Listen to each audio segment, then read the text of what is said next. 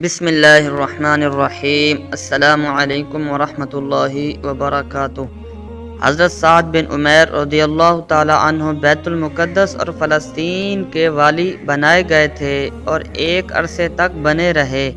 پھر حضرت عمر رضی اللہ تعالی عنہ کا زمانہ آیا۔ حضرت عمر رضی اللہ تعالی عنہ اپنے گورنروں اور ان کے اعمال کا امتحان کیا کرتے تھے کہ کہیں وہ ظلم کی طرف تو نہیں جا رہے ہیں، کہیں ان سے عدل و انصاف کا دامن ہاتھ سے تو نہیں چھوٹ گیا۔ دوسرے آدمیوں کے ذریعے بھی جانچ کراتے اور خود بھی رات کو بھیس بدل بدل کر نکلتے تھے کہ مخلوق کی اخلاقی حالت کیسی ہے۔ غرض انہوں نے ایک خادم کو شام بھیجا کہ جا کر حضرت سعد رضی اللہ تعالی عنہ کی خبر لاؤ کہ کس حالت میں ہے، اور 500 روپے کی تھیلی دی کہ میری طرف سے ہدیے کے طور پر پیش کر دینا۔ مقصد جانچ کرنا تھا۔ خادم پہنچا۔ حال یہ ہے کہ سعد رضی اللہ تعالی عنہ فلسطین کے گورنر ہیں، اس متمدن ملک کے کہ جہاں کھیت اور پھل اور سبزہ زاروں کی کوئی کمی نہیں، مگر گورنر صاحب ایک خس پوش کچے سے مکان میں دروازے پر بیٹھے ہوئے رسیاں بٹ رہے تھے اور بٹ بٹ کے پیٹ پالتے تھے۔ اس سے جو پیسے ملتے تھے ان سے گزر اوقات کرتے تھے، بیت المال اور خزانے پر ہاتھ نہیں ڈالتے تھے۔ غرض خادم پہنچا تو کھڑے ہو گئے، بہت محبت سے ملے۔ خادم نے حضرت عمر رضی اللہ تعالی عنہ کا پیغام پہنچایا، بہت خوش ہوئے۔ اب حضرت عمر رضی اللہ تعالی عنہ تو گورنر کی جانچ کر رہے تھے کہ گورنر صاحب نے امیر المؤمنین کی جانچ شروع کر دی۔ خادم سے کہا کہ عمر تو بڑا مالدار ہو گیا ہوگا، اس واسطے امیر المؤمنین ہے، خزانے اس کے تحت میں ہیں اور ہزاروں لاکھوں روپیہ جمع کر لیا ہوگا۔ خادم نے کہا نہیں، حضرت عمر رضی اللہ تعالی عنہ کا وہی زہد و قناعت قائم ہے جو زمانہ نبوی صلی اللہ تعالی علیہ وسلم کے اندر قائم تھا، وہی جو کی روٹی، وہی پیوند کے کپڑوں اور وہی زہد و قناعت۔ کہا الحمدللہ، خدا نے ہمیں ایسا امیر دیا کہ جو خزانوں پر قابض ہو کر بھی پھر بھی زہد اور متقی ہے۔ اس کے بعد سوال کیا کہ حضرت عمر رضی اللہ تعالی عنہ کے ہاں مقدمات تو آتے ہوں گے، خوب جانبداریاں کرتا ہوگا، اپنے رشتہ داروں کی حمایت کرتا ہوگا، دوستوں کو حق جتاتا ہوگا۔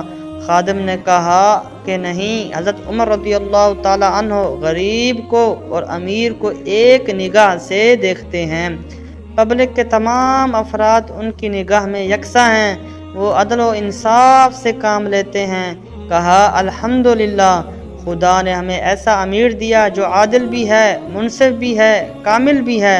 غرض وہ تو جانچ کر رہا ہے امیر المؤمنین کی طرف سے گورنر کی، اور گورنر جانچ کر رہے ہیں امیر المؤمنین کی، ان میں تو کوئی فرق نہیں آیا۔ جب یہ سب کچھ ہو چکا تو خادم نے 500 روپے کی تھیلی پیش کی کہ حضرت عمر رضی اللہ تعالی عنہ نے بطور ہدیہ کے دی ہے۔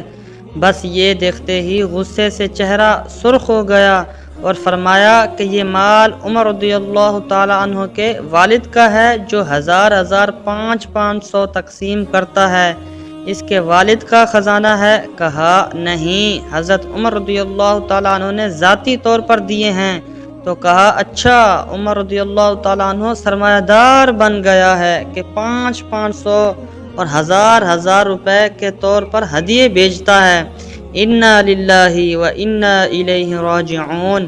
غرض ہدیہ قبول کر لیا، مگر اس ہدیے کا حشر یہ ہوا کہ اپنے بدن سے چادر اٹھائی اور جہاں کوئی غریب گزرا چادر میں سے 2-3 بالشت کے ایک پٹی پھاڑی اور 10-20 روپیہ اس میں باندھ کر اس غریب کو دے دیے۔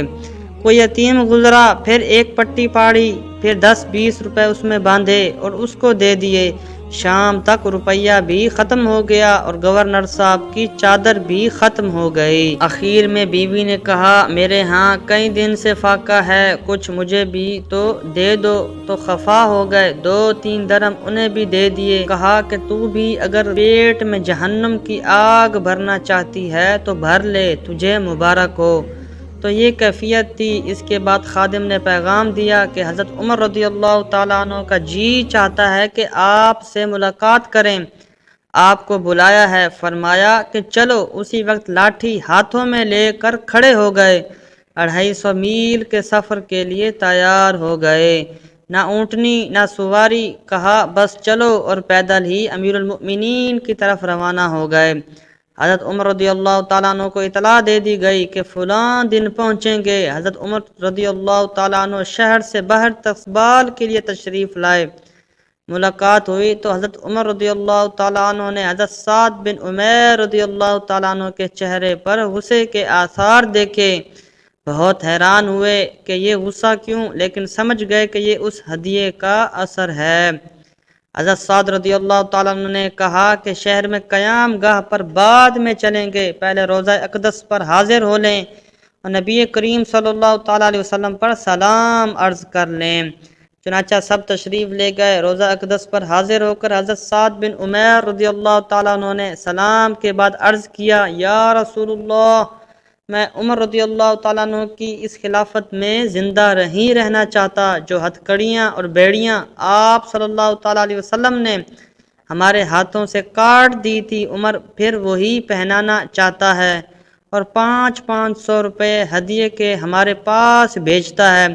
میں اس کے دور خلافت میں زندہ نہیں رہنا چاہتا۔ انہوں نے رو رو کر یہ دعا کی۔ اب حضرت عمر رضی اللہ تعالیٰ عنہ کی باری آئی۔ انہوں نے دعا کی، یا رسول اللہ صلی اللہ تعالیٰ علیہ وسلم، میں اس وقت تک زندہ رہنا چاہتا ہوں جب تک میری حکومت میں سعد بن عمیر رضی اللہ تعالیٰ عنہ جیسے افراد موجود ہیں، اور جب یہ نہ رہیں تو میں بھی زندگی نہیں چاہتا۔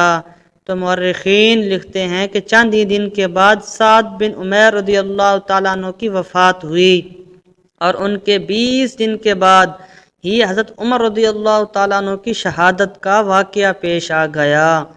تو دولت پر قابض ہونے کے بعد اور ملکوں پر حکمراں ہونے کے بعد یہ زاہد و قناعت نبی صلی اللہ تعالیٰ علیہ وسلم کی تربیت کا اثر تھا۔ اللہ پاک سے دعا ہے اللہ پاک بھی ہمیں صحابہ کرام رضوان اللہ تعالیٰ اجمعین کے نقش قدم پر چلنے کی توفیق عطا فرمائے، آمین۔